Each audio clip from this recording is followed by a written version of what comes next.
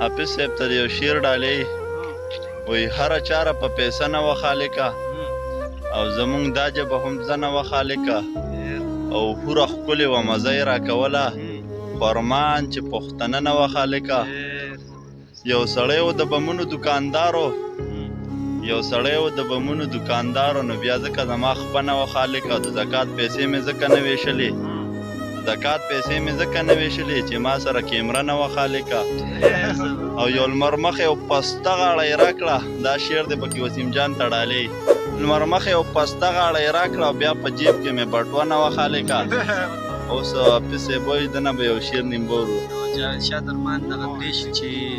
په مسلسل جنازو ویریږم مسلسل جنازو ویریږم هسې نه کور مې هدیره کې راشي